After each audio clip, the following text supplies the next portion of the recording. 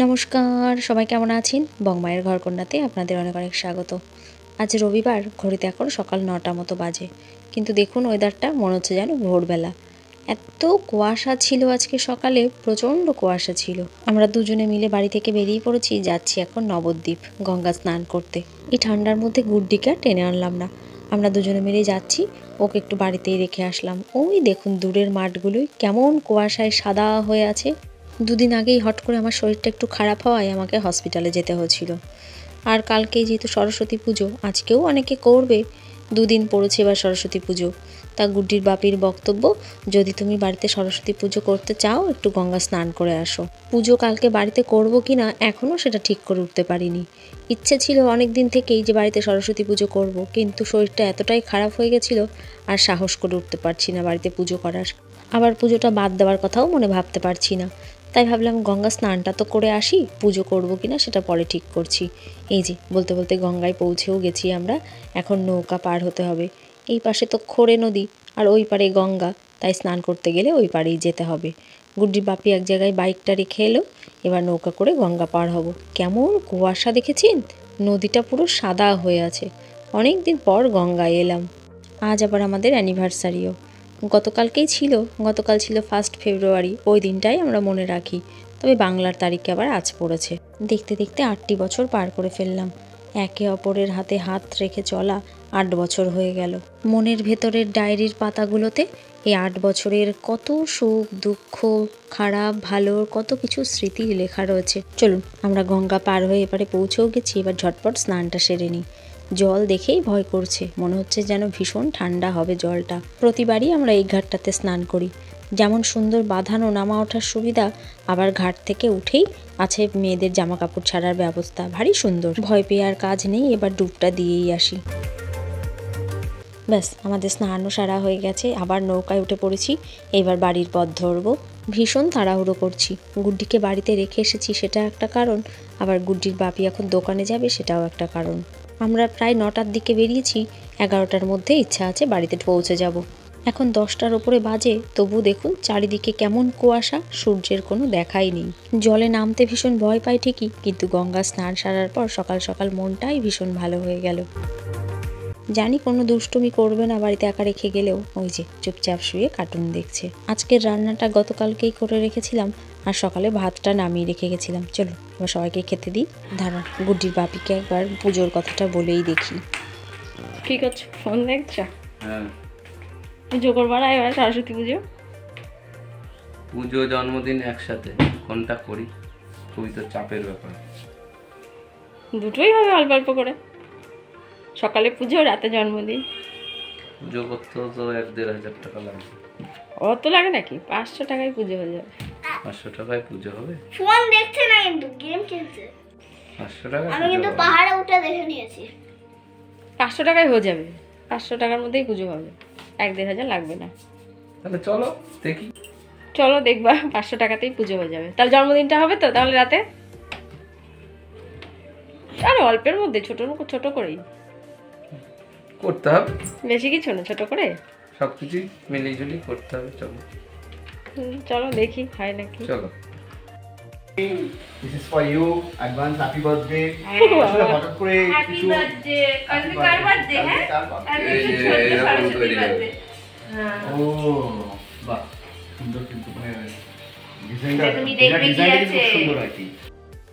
ও আপনাদের তো বলাই হয়নি, কালকে আবার গুড্ডির বার্থডে। 8 বছর আগে সরস্বতী পুজোর দিন আমাদের বিয়ে হয়েছিল, আবার 8 বছর পর সরস্বতী পুজোর দিন গুড্ডির জন্মদিন পড়েছে। শনি রবি 2 দিন ছুটি পেয়ে কালকে রাত্রে নাকি দিদিভাইরা এসেছিল, তাই আবার আজকে গুড্ডির সাথে দেখা করে গেল। আর এসেই আমাদের অ্যানিভার্সারি আর গুড্ডির বার্থডে দুটোরই একসাথে উইশ করে রেখে গেল। বাহ কি কিউট, দেখি। বাহ, এদিকে কি করা যায়? এগুলো নিয়ে তুমি শাড়ি পরাতে পারবা, খেলতে পারবা। শাড়ি আছে আমার একটাও, শাড়ি পরানোর মতো। তবে একটা শাড়ি খুব কিউট, তাই না? গতকাল রাত্রিবেলায় ক্লাব থেকে দুজন এসে বিনাটি আমার হাতে ধরিয়ে দিয়ে যায়, বলেছে বিনার ওপর কলকা করে দিতে। তাও আবার নাকি আজকেই নেবে, ওরা আজকে রাত্রে পুজো করবে। গুড্ডির বাপিকে বাড়িতে পুজো করার কথা বলতেই তো ও রাজি হয়ে গেছে। ও আসলে বাড়িতে পুজো আচরা করতে খুব ভালোবাসে। তা এখন পুজোর বাজার করা আছে, পুজোর জিনিসপত্র গোছানো আছে, তার সাথে এই বিনাটির ওপর কলকা। আমি যে কখন কি করব বুঝে উঠতে পারছি না। ক্লাবের নাম অগ্রদূত, তাই প্রথমে আগে অগ্রদূতটাই লিখে নিলাম। কলকা করার সময় যদি নাও পাই, ও ক্লাবের নাম দেখলেই ওরা খুশি হয়ে যাবে। ঘড়িতে এখন প্রায় 3টে মতো বাজে। গুড্ডির বাপিও চলে এসেছে দোকান থেকে। এটি হলো ক্লাবের ঠাকুরের মালা। একটা বড় মালা কিনতে গেছিল, তা নাকি প্রায় 1000 টাকা চেয়েছে। তাই ও আবার বুদ্ধি করে কয়েকটা ছোট মালা নিয়ে এসেছে, বলেছে সেগুলোকে জোড়া লাগিয়ে বড় করে দেবে। আর এখন বাড়ি ঢুকেই সেই কাজটাই করতে লেগেছে। এতে নাকি মালার দামটা অনেকটা কম পড়লো। 3টে মালা নিয়ে এসেছিল, 3টে মালার ওই 3টে লকেট ওগুলো বাদ গেছে, আর গোটা মালাগুলো ও জোড়া লাগিয়ে দিয়েছে। তা বললাম রেখে দাও, আমি যদি বাড়ির ঠাকুরের কাজে লাগাতে পারি, বাড়ির ঠাকুরের মালা করে দেবো একটা। গুড্ডির বাপির সাথে চ্যালেঞ্জ করেছি যে 500 টাকাতেই পুজো হয়ে যাবে, 500 টাকার মধ্যেই আমাকে পুজো করে দেখাতে হবে, নইলে তো আবার চ্যালেঞ্জে হেরে যাব। গুড্ডির বার্থডে বা সেরকম করার ইচ্ছে নেই, কেননা সরস্বতী পুজোর দিন পড়েছে তো, সেদিন সবাই ঘোরাঘুরি করবে, ঠাকুর দেখতে বেরোবে, কেউ বললেও হয়তো আসবে না। তাই এবার ইচ্ছেও নেই গুড্ডির জন্মদিনটা করার। বেশি কিছু না করলেও ভেবেছিলাম ছোট্টর মধ্যে জন্মদিনটা করব, কিন্তু কেউই যখন আসতে চাইছে না, তখন আর কিছুই করব না, শুধুমাত্র আমাদের সাথেই গুড্ডি একটা কেক কাটবে। এই দেখুন মালাটা কি সুন্দর বানিয়েও ফেললো। একটা বড় মালা চাইছিল 1000 টাকা, সেটাও বলল অর্ধেকের দামের মধ্যেই করে ফেলেছে। একটু খাটতে হলো এই আর কি। ওইটুকু ব্যাগে কিছু হবে না। আরে নিক না ও, তাই কি? এই তো এটাই নেবো তো আমরা। এটা আমি একটা নেবো। মাসির মেয়ের বিয়েতে মাসিদের পাশের বাড়ি থেকে যে সবাইকে একটা করে ব্যাগ দিয়েছিল, এটি হলো সেই ব্যাগ। এতদিন তোলা ছিল, আজ নিয়ে পুজোর বাজার করতে যাচ্ছি। চলুন 500 টাকা চ্যালেঞ্জে কি জানি পারবো কি না দেখে আসি। প্রথমেই এসেছি দশকর্মার দোকানে। বললাম দশকর্মার বাজারটা আগে করে নিই, দেখি কতটা খরচ হলো, সেই পয়সার মধ্যে পরে ঠাকুর কেনা যাবে। সব কিছুই নেব, তবে খুব সামান্য করে, যাতে 100 টাকার মধ্যে দশকর্মা কমপ্লিট হয়। দশকর্মাতে মোটামুটি অনেক কিছুই নেওয়া হলো।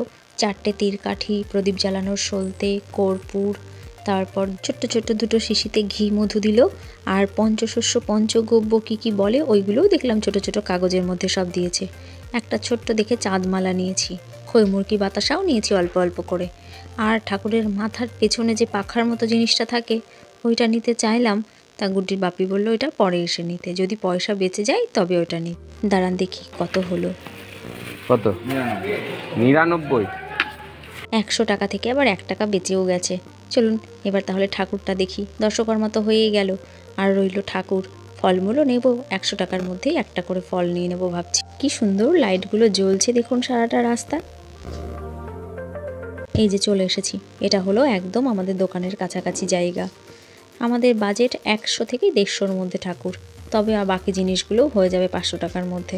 কিন্তু ঠাকুরের মুখগুলো একটাও পছন্দ হচ্ছে না। একটা গুড্ডির বাপি পছন্দ করলো ঠিকই, এই যে এইটা, তবে সেটার আবার মাথায় নটরাজের মতো চুল। তাই বললাম না, মা সরস্বতীর মাথায় নটরাজের মতো চুল নেব না। এগুলো নাকি সব ছাঁচের তৈরি ঠাকুর, কিন্তু একটারও মুখ দেখে পছন্দ হচ্ছে না। ঠাকুর ছোট হলেও ক্ষতি নেই, কিন্তু মুখটা যদি সুন্দর না হয় কি করে নিই বলুন তো এই ঠাকুর। আজকেও তো অনেক লোকজন সরস্বতী পুজো করছে, ওই জন্য বেশিরভাগ ঠাকুরই দেখছি বিক্রি হয়ে গেছে। সব দোকানেই অল্প কিছু করে পড়ে আছে। চলুন সামনের দিকে গিয়ে দেখি ওদিকে আর কোনো দোকান আছে কিনা। আবার এগিয়ে গিয়ে যদি না পাই, তখন ফিরে এসে হয়তো দেখলাম এগুলোও বিক্রি হয়ে গেছে। কি যে হবে কিছুই বুঝতে পারছি না। কত বললেন ভাড়া? 20 টাকা। ঠাকুর এখনও কেনা হয়নি, তবে এই দিদির কাছে দেখছি পুজোর সব উপকরণ একসাথে রয়েছে, তাই ভাবলাম এটাই আগে নিয়ে নিই। 20 টাকাতেই সমস্ত কিছু গুছিয়ে দিচ্ছে, কি সুন্দর। বেলপাতা দিচ্ছিল, তা গুড্ডির বাপি বলল বেলপাতা লাগবে না, আমরা গাছ থেকে পেরে নেব। দুব্বো, জবের শীষ, গাঁদা ফুল, পলাশ ফুল, সব কিছু একসাথে গুছিয়ে দিচ্ছে। আমাদের বাড়িতে যখন আগে সরস্বতী পুজো হতো, আগের দিন মাঠে গিয়ে দুব্বো, জবের শীষ খুঁজে আনতে হতো, বাগানে গিয়ে আমের পল্লব, বেলপাতা এইসব নিয়ে আসতে হতো। এখন দেখুন কি সুবিধা হয়েছে মানুষের। ওই দেখুন কতগুলো ফুল দিচ্ছে, আবার গাঁদা ফুল। এই ফুলেই তো মনে হচ্ছে ঠাকুরের একটা মালা গাঁথা হয়ে যাবে। দোকানে একটা গাঁদা ফুলের মালা কিনতে গেলেই 15-20 টাকা নিয়ে নেয়। তার মানে ওরা কতটা পরিমাণ লাভ করে। ঘটের উপর বসানোর জন্য একটা ডাব আর একটা কলার ছড়ি লাগবে। তারপর যাব আবার ঠাকুরের খোঁজে। ওই যে আবার কতগুলো তুলসী পাতাও দিচ্ছিল, তা বললাম তুলসী পাতা লাগবে না, বাড়িতে প্রচুর আছে, ওখান থেকে তুলে নেব। আর দুটো দিল খাগের কাঠি। ভাবতেই পারিনি 20 টাকার মধ্যে সব কিছু এরকম গুছিয়ে পেয়ে যাব। ওই যে ওর ছোটো ব্যাগটা ভরে গেছে, এবার বড় ব্যাগটা ভরতে শুরু করেছে। পাশের দোকানেই দেখলাম ঠাকুরটা রাখা আছে, ভারী সুন্দর লাগছিল ঠাকুরটা দেখতে, কিন্তু দাম চাইছে 300 টাকা। আমি ওনাকে বললাম আমার বাজেট 150 টাকা, 150 টাকার মধ্যে হলে দিয়ে দিন। 300 টাকা ঠাকুর কি আর আমায় 150 টাকায় দেয়? সরে আসতে হলো ওখান থেকে। এখানে ছোট্ট দেখে একটা ডাব খুঁজছি, তাতে জল না থাকলেও চলবে, কিন্তু যেন পয়সা কমের মধ্যে হয়। ওই দিকের মার্কেটটায় খুঁজে না পেয়ে এসেছিলাম পালপাড়াতে, আর পালপাড়াতে এসে এই ঠাকুরটা পছন্দ হয়ে যায়। ঠাকুরের মুখখানা এত সুন্দর আর সাজটা এত সুন্দর, দেখলেই চোখটা জুড়িয়ে যাচ্ছে। দাম একটু বেশি পড়লো, 200 টাকা। ঘড়িতে বাজে এখন সন্ধ্যা 6টা। পুজোর বাজার সেরে বাড়ি ফিরে এসেছি। বিনাটাতে যখন কলকা করছিলাম সেই ভিডিওটা রেকর্ড করতে পারিনি। আসলে ভীষণ তাড়াহুড়োর মধ্যে ছিলাম, টেনশানে ছিলাম যে কখন কমপ্লিট করব। এরা দুই ভাই এখন বর্ডার দিয়ে বিনাটাকে কমপ্লিট করছে। আমি বললাম বর্ডার দেওয়ার কাজটা তোমরা দুজনে সেরে ফেলো। রাত 9টা নাগাদ ক্লাবের পুজো শুরু হবে, তার আগেই বিনাটা ওদের পৌঁছে দিতে হবে। এদিকে আবার পুজোর বাজার করতে গিয়ে গুড্ডির মাথায় ঘুরছিল মুড়ি চানাচুরের কথা। ও বাড়িতে এসে আরাম করে মুড়ি চানাচুর খাবে, তাই ওরা মুড়ি চানাচুর খাচ্ছে আর কাজ করছে। দাঁড়ান এবার হিসাবটা সেরে ফেলি, 500 টাকায় পুজো হচ্ছে কিনা। 100 টাকার দশকর্মা আর প্রায় 200 টাকার ঠাকুর, 300 টাকা। গুড্ডির বাপিকে দিয়েছি 100 টাকা ফল আনার জন্য। বাকি 100 টাকার মধ্যে 20 টাকার ফুল বেলপাতা আর কলার ছড়ি ডাব দিয়ে 50 টাকা, বাকি রইল 30 টাকা। 30 টাকা দিয়ে দই আনিয়েছি। সকালে দিদিভাইরা মিষ্টির বাক্স নিয়ে এসেছিল, সেটা তুলে রেখেছি পুজোর জন্য। গুড্ডির বাপি ফলও নিয়ে এসেছে 100 টাকার মধ্যেই, তাতে পুজো হয়ে যাবে ঠিকই, তবে বাকিদের প্রসাদ দিতে গেলে সেই ফলটা গুড্ডির বাপি আলাদা করে নিয়ে এসেছে। চ্যালেঞ্জ যখন নিয়েছি তখন জিততে তো হবেই। ঘটের গামছা আর ঠাকুরমশাইয়ের দক্ষিণাটা গুড্ডির বাপি দিয়েছে, মানে পুজোর দায়িত্বটা আমি নিয়েছি, আর জন্মদিনে যেটুকুই যা হবে সেটা গুড্ডির বাপির। চাইলে 500 টাকাতেই পুজো সেরে ফেলা যেত ঠাকুরটা একটু ছোট নিলে, কিন্তু গুড্ডির বাপির ওই ঠাকুরটাই পছন্দ হলো, তাই একটু বেশি পড়লো আর কি।